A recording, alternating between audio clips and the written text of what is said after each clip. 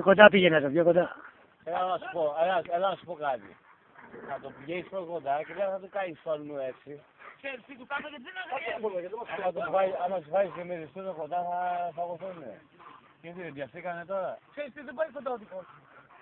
Εντάξει, δεν χρειάζεται να το πιέζεις κιόλας. Δεν κάνεις καλό γιατί μπορεί να του γυρίσει και να κάνει κάποια ζημιά και σένα.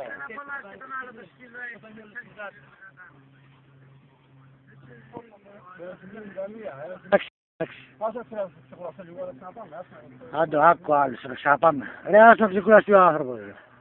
Και ο σκύλος, ρε. Θα γυρίσει τώρα το μαλάκα. 2 χρονών είναι.